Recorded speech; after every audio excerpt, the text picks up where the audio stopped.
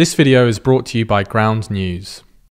On Friday, Israel hit Iran with a wave of airstrikes aimed at crippling Iran's nuclear program, in what was a major escalation of what had been a shadow war between the two countries, and amounts to the most significant attack that Iran has faced since the 1980s. The Israeli attack comes just days before Iran and the US, which had been urging Israel not to strike Iran, were due to meet for another round of nuclear negotiations. So in this video, we're going to explain Israel's attack on Iran, why Netanyahu has chosen to act now, and what might happen next.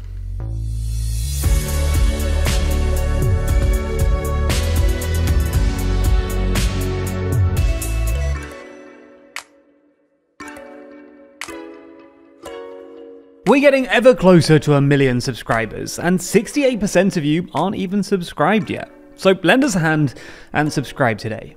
So, how did the attack play out? Early on Friday morning, Israel launched a major attack on Iran using some 200 fighter jets, according to the Israeli military, which said it targeted Iranian nuclear and military facilities, hitting some 100 targets across the country. The capital, Tehran, was hit by multiple Israeli strikes, including one which hit the headquarters of the Revolutionary Guard Corps, and others hitting multiple residential buildings and military complexes. In the city of Natanz, Israeli strikes hit Iran's main nuclear enrichment facility, and explosions were also reported in the cities of Tabriz and Kermanshah.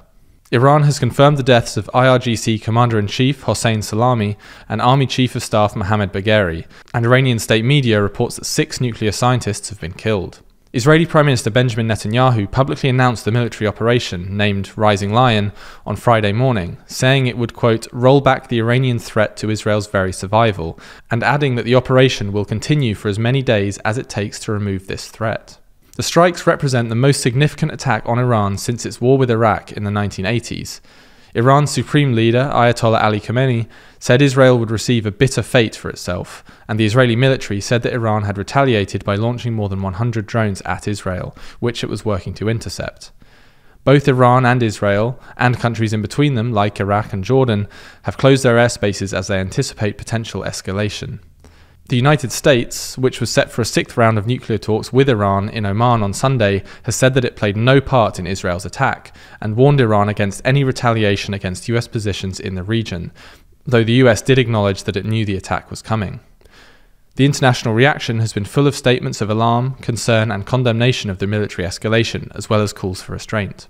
So why has Israel done this, and why now? Well, Israel has always worried about Iran getting a nuclear weapon, and it would have been spooked by the International Atomic Energy Agency's ruling on Thursday declaring Iran in breach of its non-proliferation obligations, following a report last week criticising Iran's general lack of cooperation, and saying it had enough near-weapons-grade uranium to build a bomb. Things also won't have been helped by Iran's recent announcement that it had decided to build a new enrichment facility, although we should mention that any new facility would take years to build. But this doesn't really explain why Israel has decided to strike now. After all, Iran has had weapons-grade or near-weapons-grade uranium for at least a decade now. As we see it, there are at least 3 reasons why Israel struck now.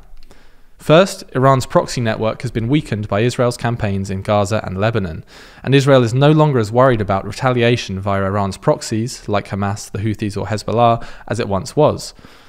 Second, it looks like Israel is trying to scupper the ongoing talks between the Trump administration and Iran over a new nuclear deal, which would see Iran partly wind down its nuclear program in exchange for sanctions relief. Netanyahu has furiously opposed this deal since there were reports it might be on the cards earlier this year, and it's at least possible these strikes are an attempt to throw a spanner in the works ahead of the 6th round of talks between the US and Iran, due in Sunday in Oman. But the third reason that we see for the timing of this attack is Netanyahu's political survival.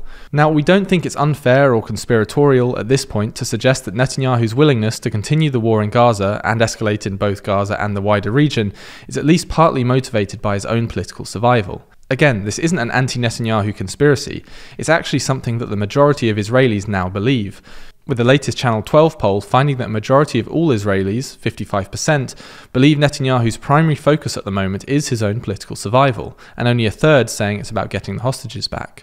Netanyahu was running out of space to escalate in Gaza. The Strip can't really be destroyed any further, and international outrage at the IDF's treatment of Palestinians is escalating. So it looks like he's instead decided to turn his sights on Iran in an attempt to keep Israel at war for as long as possible, and therefore delaying elections.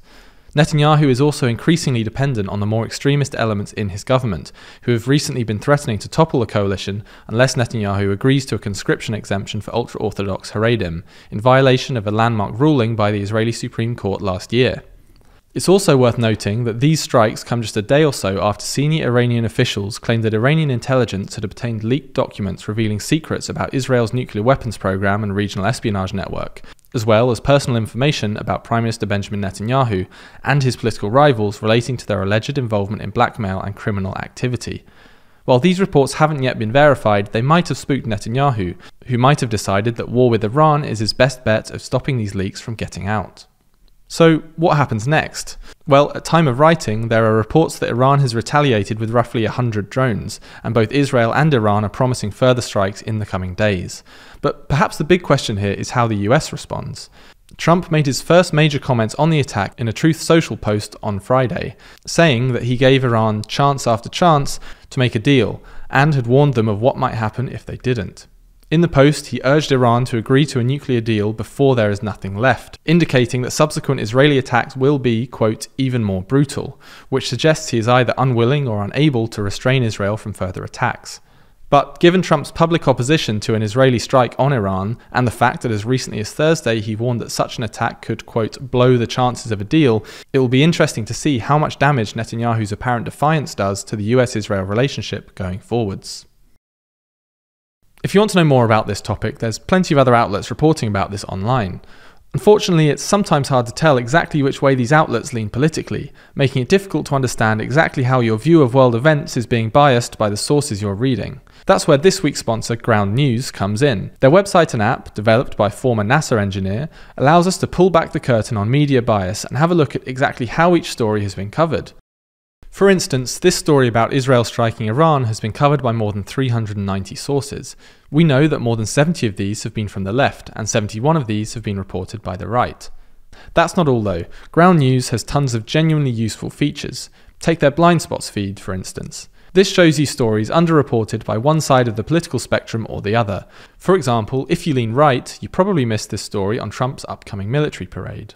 Here at TLDR News, we think that Ground News is an incredibly useful tool for our current media landscape, one that is constantly trying to attract your attention and sway you towards or away from certain political viewpoints. Having a tool that helps you spot this and helps you take action really is a game changer. If you're interested in everything that Ground News has to offer, you can get 40% off the unlimited access Vantage Plan subscription by using the link in the description or scanning the QR code on screen. This limited time offer is only available here, so make sure you go to ground.news/TLDR or click the link in the description to get started and support an independent news platform working to make the media landscape more transparent.